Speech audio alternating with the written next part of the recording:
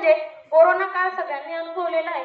खूपच म्हणजे ज्या ठिकाणी माणसांना भेटूच शकत नव्हती. मेल्यानंतर सुद्धा मनुष्य एकमेकांच्या जवळ जाऊ शकत नव्हता. अतिशय खडतर असा काळ. म्हणजे त्यावेळेला खरोखर सगळ्यांना कळलं की काय असते मानवता, काय असते, किंवा कसं नैसर्गिक आपत्ती कशी येऊ शकते. माणसांना कळलं की माणुसकी हीच महत्वाची शेवटी त्यावेळेस. अशा परिस्थितीत ज्यावेळेस माझ्या पाहुण्यांची तब्येत बिघडली, अगदी थोडक्यात सांगते की जेव्हा नाशिकहून बहिणीचा फोन आला की तुम्ही दोघं बहिणी लगेच निघा, कोरोनामध्ये गाड्या जाऊ देत नव्हते, आम्ही निघालो. रस्त्यात परत फोन आला बहिणीचा, कारण तिची मा दुसऱ्या बहिणीकडे. बघा हा प्रसंग किती हृदयद्रावक आहे. म्हणजे पॉझिटिव्ह एनर्जी माणसाला कुठपर्यंत नेऊ शकते याचा अनुभव मी या ठिकाणी सांगते की माझी माव पोहून ठेवा डॉक्टरांनी नाही सांगितलंय. कुठल्याही ऐकल्याबरोबर कंटिन्यू आम्ही रडत रडत जात होतो नाशिक पर्यंत. गाडीत कोणी कोणाशी बोलत नव्हतं. आणि ज्यावेळेस दवाखान्यात पोहोचलो, बहिणीची नणंद सिव्हिल मध्ये नोकरीला आहे, त्या डॉक्टर आहेत. त्या मला म्हटल्या की वहिनी, माझा भाऊ आता वाचणार नाही, कारण मी त्या फील्ड मध्ये एवढ्या वर्षापासून काम करते, त्याचं प्रत्येक अवयव निकामी झालेलं आहे. आणि माझी बहिणी जवळ मी गेली की ताई बघ, माझं मन म्हणतंय की दादांना काही होणार नाही, घरी घेऊन चल, चांगलेच होतील दादा. म्हणजे बघा कुठेतरी विश्वास असतो. म्हणजे डॉक्टर म्हटलं की घरी घेऊन जा आणि पाहुण्यांना बोलवा, 2 दिवस जगतील या स्टेरॉइडवर, त्यांच्या सगळ्या आई वडिलांना घेऊन घरी. म्हणजे खूप तो प्रसंगच वर्णन करू शकत नाही. आणि 8 दिवस आईला पॅरालाइजचा झाला होता. आईचं पण ते आईला बापूंना आम्ही काहीच सांगितलं नाही की चांगली तब्येत असं. जेव्हा संध्याकाळी घरी पोहोचलो, माझ्यासोबत माझे 2 नंबरचे विसरण्याचे बहीण पाहुणे होते. त्यांना कोरोना डिटेक्ट झाला. म्हणजे टेन्शन येतं तर किती बाजूंनी येतं. रात्री पाहुण्यांना बेड घरी आणला, कारण दवाखाना कोणताही ओपन नव्हता. त्यांना घरी आणलं, तिथं सोडलं आणि घरी आलो.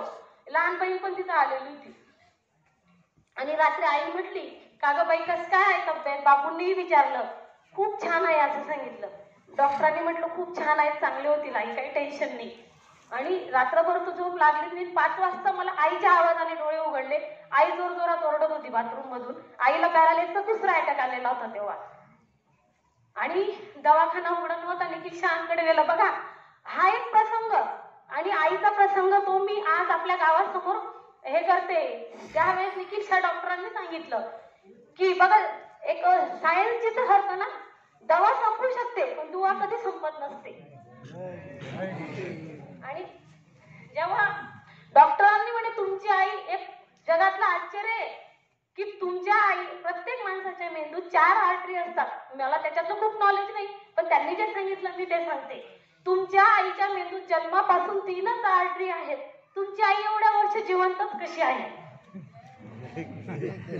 आणि डॉक्टरांनी सांगितलं की तुमच्या आईचा जो पॅरालाइज आहे हा कधीही बरा होऊ शकत नाही, 99% बरा होणार नाही. तुम्ही त्यांना घरी घेऊन जा, याच्यात काही इलाज नाहीये म्हणे.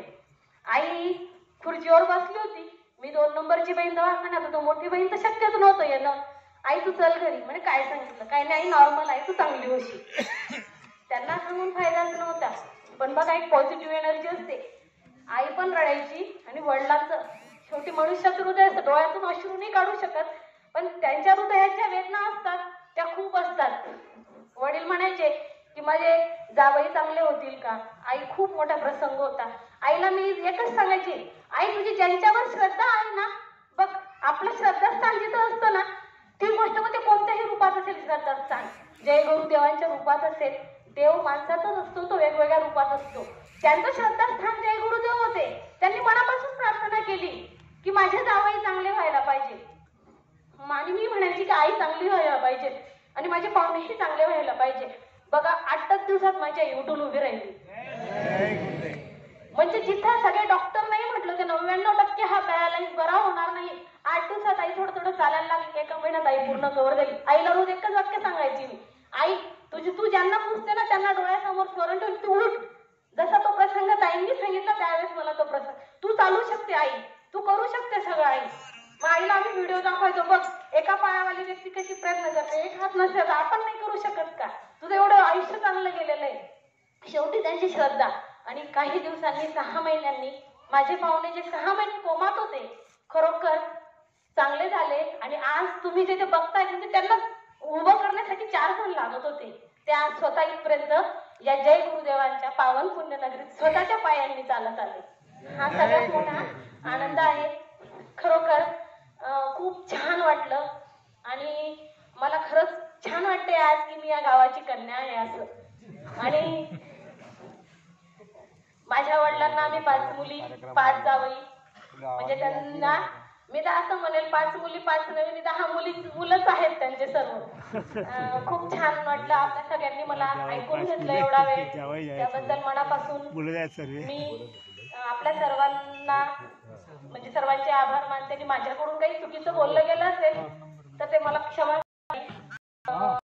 आदरणीय आणि आदरणीय या ठिकाणी प्रतीक्षाताई आपल्या त्या सुधीर दादांनी सुरेश दादांनी खूप छान असं सत्संग या ठिकाणी छान विचार मांडले. त्यांचेही मी आपल्या सर्वांच्या वतीने आभार मानते. आपण सर्वांनी या ठिकाणी हा कार्यक्रम ऐकला त्याच्यातले विचार समजून घेतले त्याबद्दल सर्वांचे खूप आभार मानते. आणि गेल्या 8-10 दिवसापासून जे सर्वजण या कार्यक्रमाचे नियोजन करत आहेत त्या सर्व महिलांचे सर्व माझ्या बंधूंचे पुरुषांचे गावकऱ्यांचे की तुमच्या गाव करेल ते राव काय करेल सर्व गावाचेच मी मनापासून आभार मानते. सकाळपासून ज्या महिला आल्यापासून बघतोय पोळ्या लाटताय पाटोड्या तयार त्यांचेही मी आभार मानते. कारण भूक लागली तर काही न शेवटी तेही महत्वाचं आहे. स्वयंपाक करणारे जे दादा आहेत त्यांचेही मी या कार्यक्रमात आभार मानते.